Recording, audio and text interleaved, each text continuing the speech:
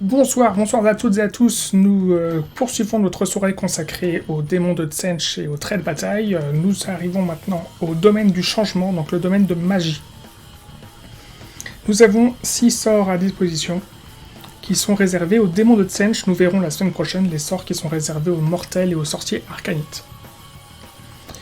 Le premier sort, Éclair de Tsench. Éclair de Tsench a une valeur de lancement de 7. S'il lance avec succès, choisissez une unité ennemie à 18 pouces ou moins et visible du lanceur. L'unité subit des cibles sur mortelles. Ce sort ne peut pas être lancé plus d'une fois par tour, mais s'il apparaît à la fois dans le domaine du changement et celui du destin. Le domaine du destin, c'est le domaine qui est réservé aux héros mortels et arcanites. C'est un sort que je n'aime pas. Pourquoi c'est un sort que je n'aime pas ? Parce qu'il n'a qu'une portée de 18 pouces, il se lance sur du 7, donc c'est pas facile de lancer. 7, vous allez me dire, c'est la moitié avec 2 dés, je suis d'accord, mais néanmoins, je trouve que il est, comparativement à son équivalent générique, qui est donc un sort qui se lance sur du 5, vous allez me dire, oui, mais c'est un dégât, je suis d'accord. Je suis tout à fait d'accord. Seulement des 6 dégâts, des cibles sur mortelles, c'est le type de dégâts assez conventionnel qu'on trouve sur les War Scrolls de quasiment tous les sorciers du Battle Tome. Ils font tous entre D3 et D6 dégâts. Du coup, en fait, ce sort, il se démarque pas. Il se démarquerait s'il était possible de le lancer plusieurs fois. Mais sinon, non, il se démarque pas, il apporte pas quelque chose de différent, de supplémentaire. Donc, pour moi, Éclair de Tsench, en fait, je comprends pas sa popularité. Deuxième sort, Traîtrise de Tsench.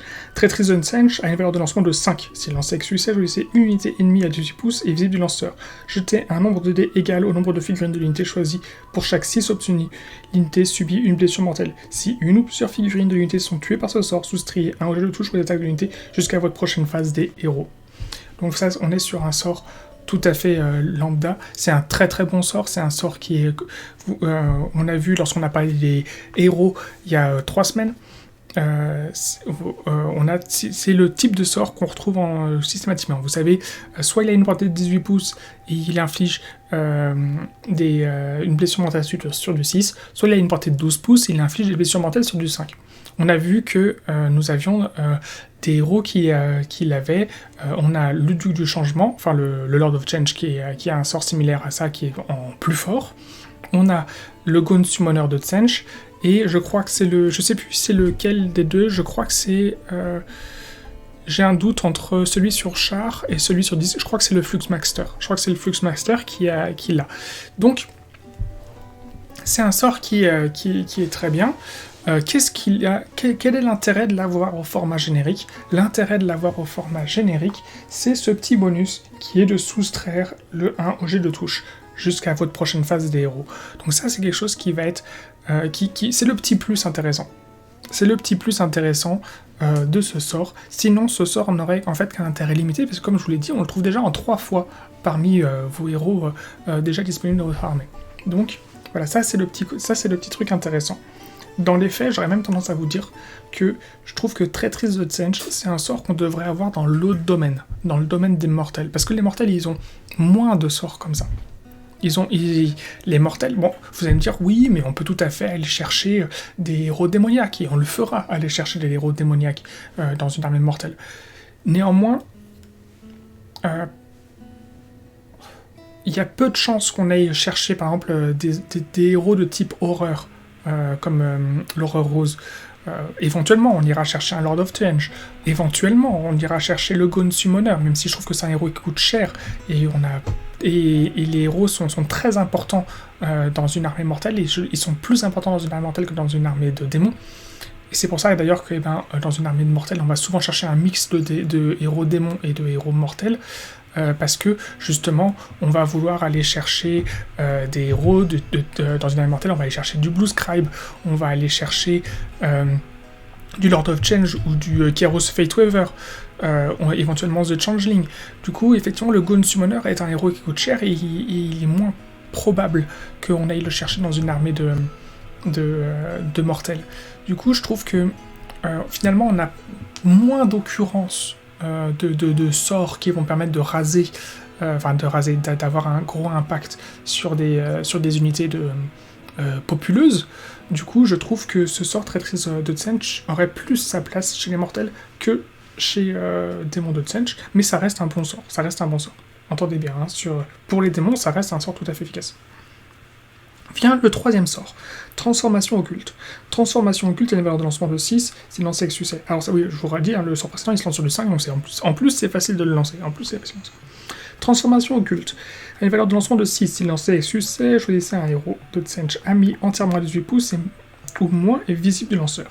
Jusqu'à votre prochaine phase des héros, vous pouvez soit ajouter 1 aux caractéristiques de mouvement et de bravoure du héros, soit ajouter 1 aux caractéristiques d'attaque d'une des armes de mêlée du héros. C'est un sort qui a été complètement modifié par rapport à sa version précédente dans la V1. Dans la V1, c'était un sort que je trouvais super. Dans la V2, c'est un sort que je trouve complètement anecdotique. Dans la V1, c'était un sort qui ne pouvait se lancer qu'une fois par héros. Mais qui ne pouvait s'appliquer qu'une fois par héros. On pouvait le lancer autant de fois qu'on voulait. Votre sorcier pouvait le lancer 5 fois, une fois à chaque tour, et cibler un héros différent à chacun des tours. Mais son effet était en fait permanent. À partir du moment où on avait ciblé un héros, il avait le bonus jusqu'à la fin de la partie. Et en l'occurrence, là, il n'y avait pas le choix, c'était améliorer de 1 la caractéristique d'attaque d'une arme de mêlée. Ça pouvait tout d'un coup se montrer très efficace sur certains... se montrer très efficace sur certains héros. Ou je crois que c'était pas ça, je crois. On pouvait choisir soit améliorer de 1 son arme de mêlée, soit améliorer de 1 son mouvement, soit améliorer de 1 sa sauvegarde, je crois. J'ai un doute. Mais du coup, ça pouvait être on pouvait booster comme ça successivement tous nos héros, et l'effet était permanent à partir du moment où c'était fait. Et je trouvais ça assez intéressant. Là, le fait est que c'est... Non, je vous dis une bêtise. C'est bien aussi, parce que dans la version précédente, il me semble que ça ne pouvait cibler que les héros démons. Et là, maintenant, on peut l'appliquer sur n'importe quel type de héros. Donc finalement, c'est pas trop mal. C'est pas trop mal, ça permettrait de booster justement la capacité au corps à corps d'un Cursoling Eye of Tsench ou d'un Ogroid Thaumaturge si vous avez vraiment envie de jouer un Ogroid Thaumaturge. Ouais, bon, je suis peut-être un peu dur. Après, lancer sur du 6 pour... Le truc en fait, c'est que son bonus il reste en fait anecdotique. Donc...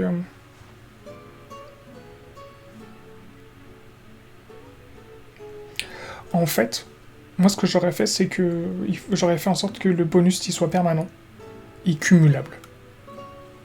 Et là, j'aurais trouvé ce sort hyper intéressant. Là, aujourd'hui, c'est un sort qui est juste... qui passe complètement inaperçu par rapport à l'intérêt des autres. Donc voilà. On ne prendra jamais transformation occulte, dans les faits. Ensuite, mutation débridée. Mutation débridée a une valeur de lancement de 6. Si lancé avec succès, choisissez une unité ennemie à 18 pouces ou moins visible du lanceur. L'unité subit D3 blessures mortelles. Si une ou plusieurs figurines de l'unité sont tuées par ce sort, vous pouvez jeter un dé sur 3+, l'unité subit D3 blessures mortelles supplémentaires, et ce sort prend fin. Et ben ça, c'est un sort que je préfère largement. Je préfère largement ce sort-là, mutation débridée, au sort précédent, éclair de Tsench. Déjà, il se lance sur du 6 et pas sur du 7. Et en fait, proportionnellement, eh ben, on a plus de chances d'infliger 2 blessures mortelles minimum que voilà. Ouais, si. Sur le 3+... Alors par contre, attention, ce 3+, vous pouvez pas le faciliter avec un jet de destin. Hein, vous pouvez... Il ne rentre pas dans les possibilités d'interaction des dés de destin. Mais mutation débridée, c'est pas trop mal. Ce serait encore mieux si ça pouvait se répéter. Imaginons, après c'est sur du 4+, et vous pouvez à nouveau infliger 3 blessures mortelles. Et après sur du 5+, à nouveau. Après sur du 6+, à nouveau. Ce serait intéressant. Ça me plairait bien. Je trouverais ça cool. Ensuite, réalité altérée. Réalité altérée, la valeur de lancement de 7. Si lancé avec succès, choisissez une unité démon de Tsench ami entièrement à 18 pouces ou moins et visible du lanceur. Jetez un dé sur un jet de 1. L'unité est détruite. Sur 2+, vous pouvez restituer à l'unité un nombre de figurines égal à ce jet. Placez les figurines une par une à 1 pouce ou moins d'une figurine d'unité qui n'a pas été restituée à cette phase. Les figurines peuvent seulement être placées à 3 pouces ou moins de l'unité ennemie si l'unité amie était à 3 pouces ou moins de l'unité ennemie en question avant de restituer la moindre figurine.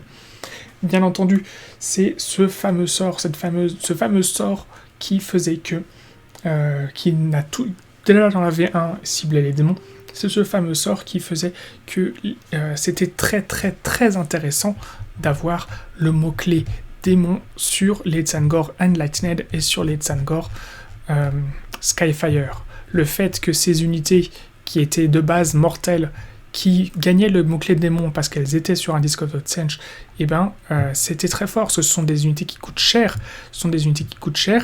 Et alors, voilà.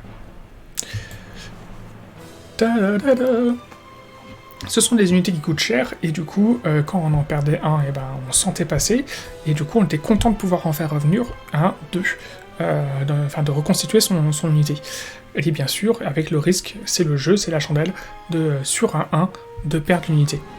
Aujourd'hui, comme je vous l'ai dit il y a 2 semaines, leur défaut, c'est que ce ne sont plus des démons, donc ils ont perdu cette possibilité éventuelle d'être ressuscités, et en perdant le mot-clé démon, pour autant, eh ben, leur coût en points n'a pas été revu à la baisse. Ce qui fait qu'aujourd'hui, comme je vous l'ai dit, les Tzaangor sur disque, que ce soit les Enlightened ou les Tzaangor Skyfire, sont 20 points trop chers par rapport à leur efficacité réelle, et leur intérêt réel, et leur capacité de synergie.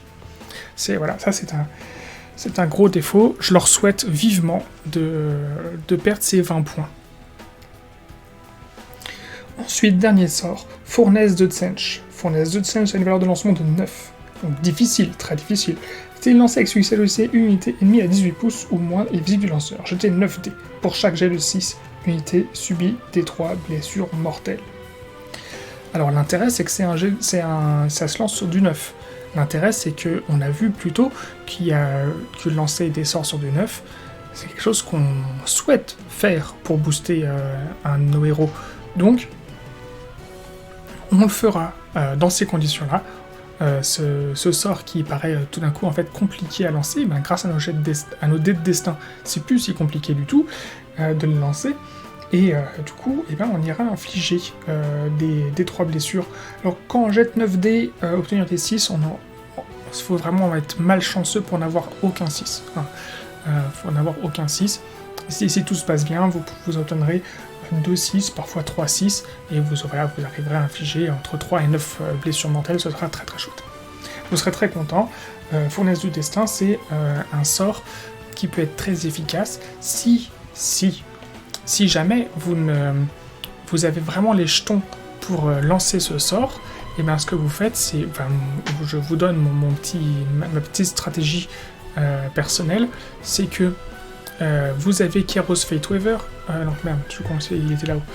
Kairos Fateweaver, qu'est-ce qu'il a? Et bien Kairos Fateweaver, il connaît tous les sorts des sorciers alliés qui sont dans un rayon de 9 ou 12 pouces, je sais plus. Du coup, vous mettez Kairos Fateweaver et vous le faites suivre par votre Blue Scribe. Ce qui va se passer, c'est que Kairos Fateweaver, il va commencer, le premier sort qu'il va lancer, il peut lancer 3 sorts par tour. À votre tour. La première chose que vous allez faire, c'est lancer le sort du Blue Scribe avec Kairos. Hein. Donc Kairos, il lance le sort de Blue Scribe qui fait que vous pouvez relancer les jets de lancement. Ok. Et vous allez prendre le Blue Scribe, et sur du 2+, au lieu de le lancer sur du 9, vous allez lancer Fournaise de Tzench. Donc vous en battez les couilles du 9+, pour lancer le sort, vous le lancez sur du 2+, et en plus il n'est pas contrable. Voilà. Pas compliqué. C'était la petite astuce pour finir cette VOD. Je vous remercie beaucoup pour votre attention, chers spectateurs de YouTube, et puis je vous dis à la prochaine VOD. La prochaine VOD, nous allons voir quoi? Et bien on va voir. On va passer à la seconde partie de soirée. Ce sont les listes d'armées.